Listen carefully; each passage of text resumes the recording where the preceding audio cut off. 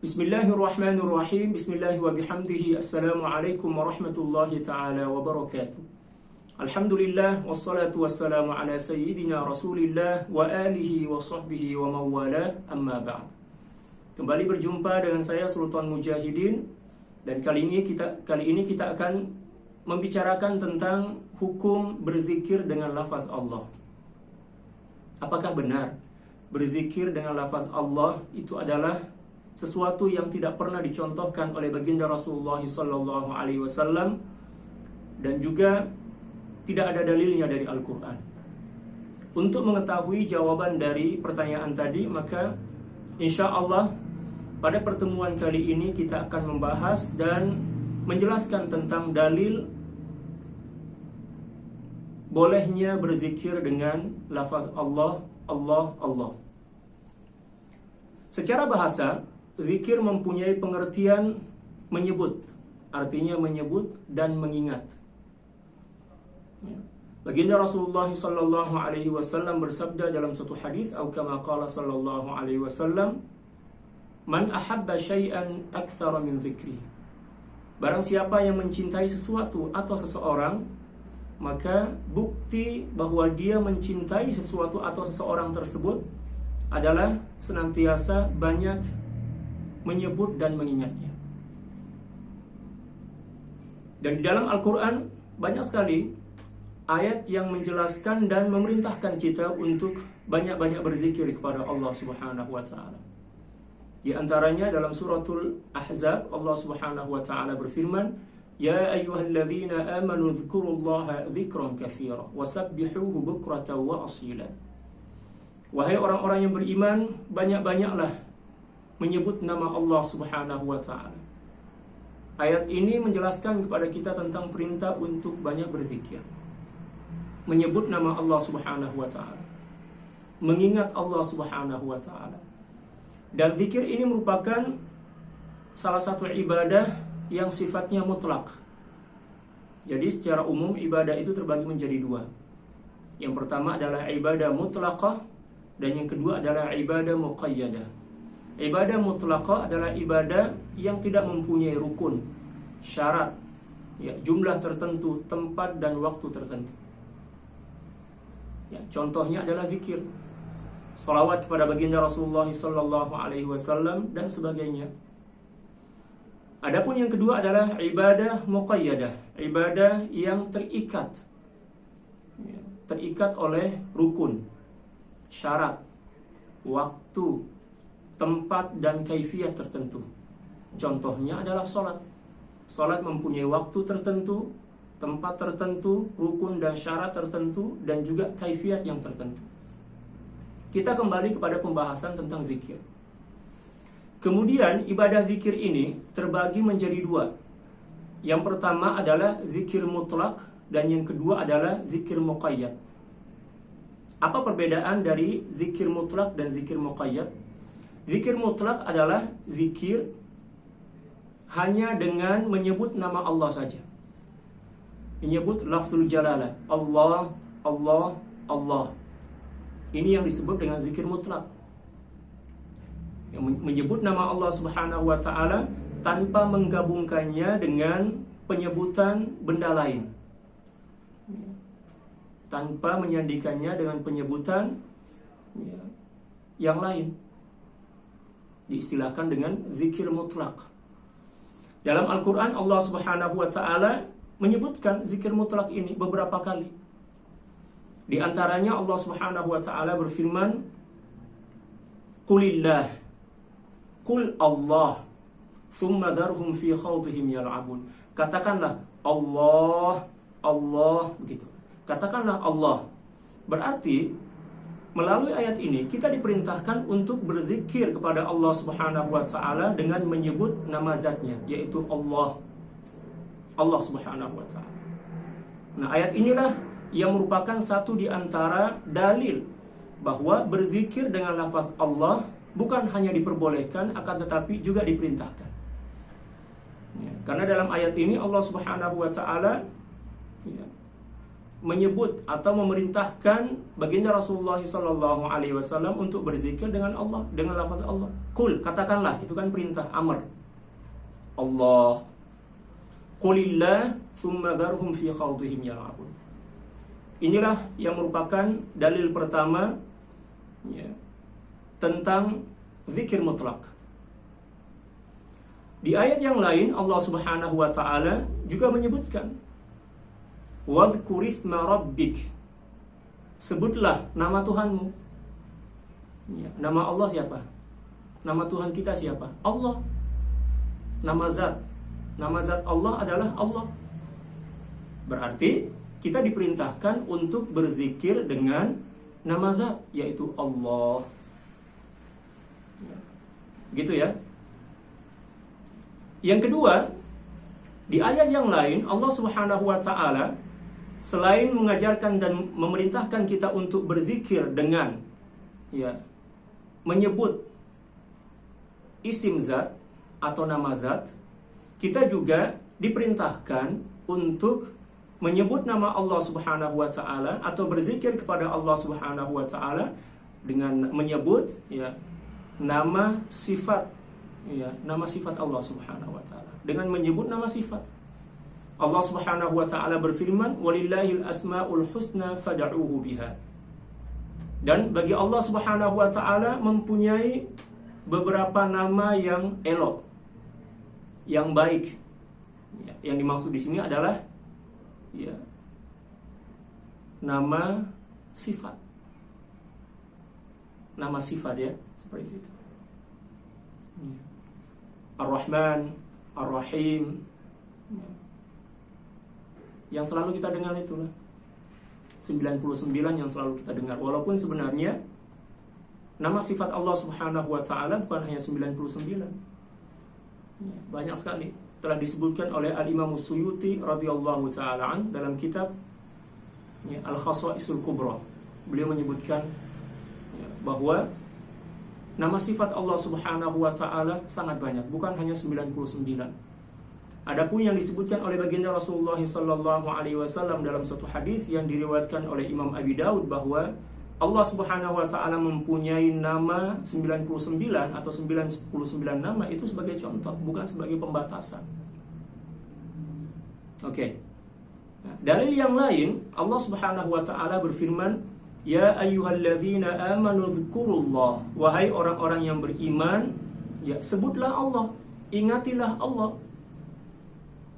Ya, dalam ayat ini kan Allah Subhanahu wa taala menyebutkan perintah itu dengan menyebut nama Allah Subhanahu wa taala kan, isim zat. Ya ayyuhalladzina amanu dzkurullah.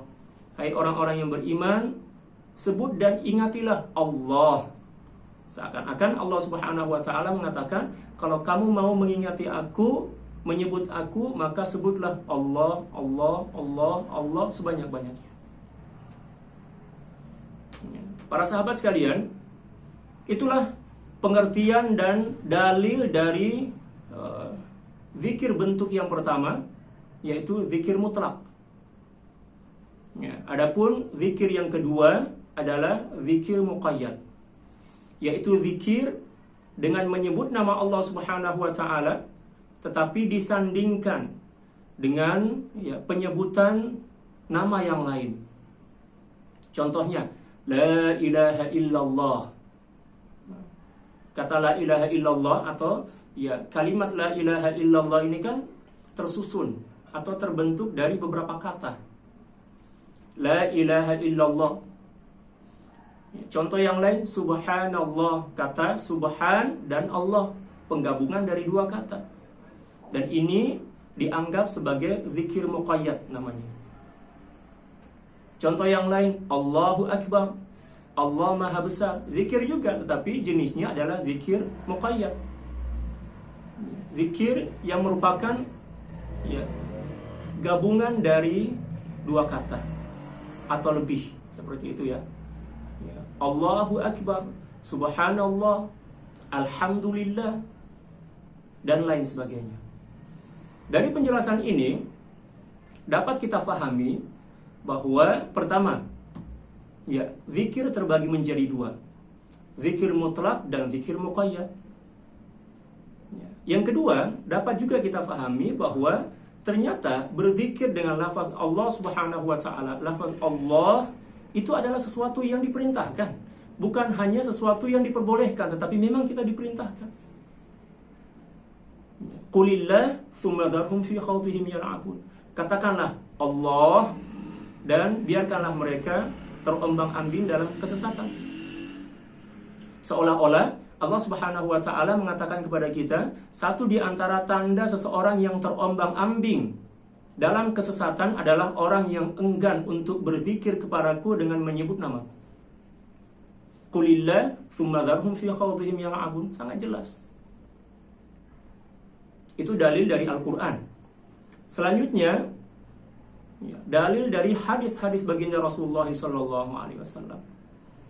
Dalam satu hadis yang diriwayatkan oleh Imam Ahmad, Imam Muslim, Imam Tirmizi, demikian juga Imam Nasa'i. Dari Sayyidina Anas bin Malik radhiyallahu taala an, baginda Rasulullah SAW bersabda, atau kama qala sallallahu alaihi wasallam, la taqumus sa'atu hatta la yuqalu fil ardi Allah Allah, hatta la yuqala fil ardi Allah Allah. Tidak akan terjadi hari kiamat, kata baginda Rasulullah SAW. Selagi di bumi ini ada orang yang berzikir dengan lafaz Allah Allah. Sangat jelas.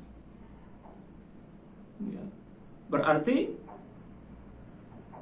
satu di antara tanda kiamat apabila di muka bumi ini orang sudah tidak menyebut nama Allah Subhanahu wa taala, tidak berzikir dengan lafaz Allah. Sangat jelas. Demikian juga dalam hadis yang lain, baginda Rasulullah SAW bersabda, tidak akan celaka seorang hamba yang senantiasa berzikir Allah Allah. Allahu Akbar. Sangat banyak dalil yang menjelaskan tentang bolehnya kita berzikir dengan lafaz Allah. Demikian juga berzikir dengan asma sifat Allah Subhanahu wa taala, tidak menjadi masalah. Terserah kita mau berzikir dengan zikir mutlak silahkan. Dengan zikir muqayyad silahkan. Yang menjadi masalah adalah orang yang tak berzikir dan orang yang melarang orang lain untuk berzikir, mencegah orang lain untuk berzikir. Ketika ada seorang yang mengatakan bahwa berzikir dengan lafaz Allah tidak mempunyai dalil, apatah lagi dia mengatakan bid'ah, seolah-olah dia melarang orang lain untuk berzikir. Dan itu sesuatu yang sangat buruk lah. Sesuatu yang sangat dibenci oleh Al-Quran, sangat dibenci oleh Allah Subhanahu wa taala, mohon maaf. Demikian juga sangat dibenci oleh baginda Rasulullah SAW. Karena baginda Rasulullah SAW senantiasa mengajarkan kepada kita dan juga memerintahkan kita untuk banyak berzikir, agar kita semakin dekat kepada Allah, semakin dicintai dan mencintai Allah Subhanahu wa taala. Tapi ketika ada orang yang melarang orang lain untuk berzikir dengan lafaz Allah dan mengatakan bahwa hal itu tidak ada dalilnya dari Al-Quran dan hadis, maka berarti dia berbohong, mengatasnamakan Al-Quran dan hadis. Dan itu adalah sesuatu yang sangat buruk, sangat dimurkai oleh Allah Subhanahu wa taala dan baginda Rasulullah SAW. Kebohongan mengatasnamakan agama. Allahu Akbar. Baginda Rasulullah SAW bersabda dalam satu hadis, atau kama qala sallallahu alaihi wasallam, man kadzaba alayya muta'ammidan falyatabawwa maq'adahu minan nar. Barang siapa yang berbohong mengatasnamakan saya, kata baginda Rasulullah SAW, maka bersedialah untuk duduk di atas kursi yang terbuat dari api neraka di akhirat nanti.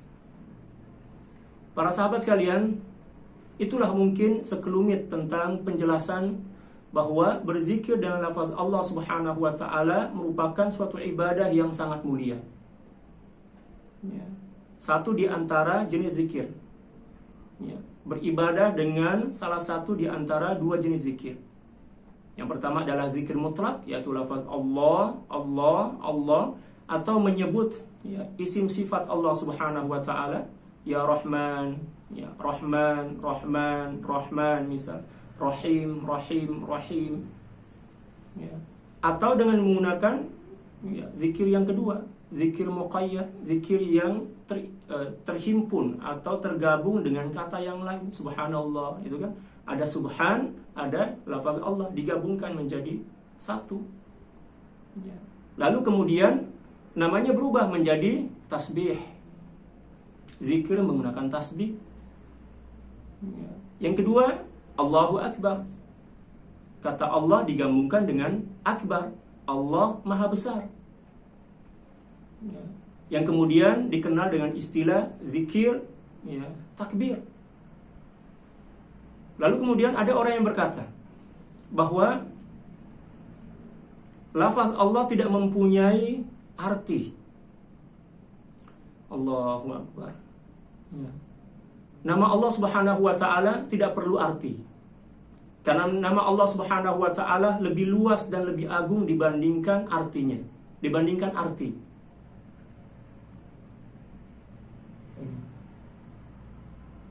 Allahu Akbar. Jadi Allah Subhanahu wa taala, nama Allah Subhanahu wa taala tidak butuh kepada arti.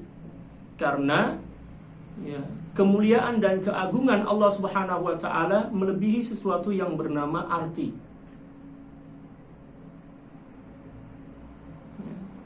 Walaupun sebenarnya ya, banyak para ulama yang mencoba untuk memberikan arti kepada lafaz Allah. Ada yang mengatakan dari kata walah yang artinya ya, sesuatu yang sangat dirindui dan sebagainya. Ya. Para sahabat sekalian, mungkin cukup sekian apa yang bisa saya sampaikan pada pertemuan kali ini. Semoga dengan apa yang saya sampaikan ini semakin jelas ya, bagi kita bahwa berzikir dengan lafaz Allah bukan hanya diperbolehkan, akan tetapi juga diperintahkan oleh Al-Quran dan juga hadis-hadis baginda Rasulullah SAW. Ya, semoga kita semakin faham tentang agama dan semoga Allah Subhanahu wa taala mengampuni seluruh dosa kita dan senantiasa melimpahkan hidayah dan taufiknya kepada kita. Sekian dari saya. Wassalamualaikum warahmatullahi taala wabarakatuh.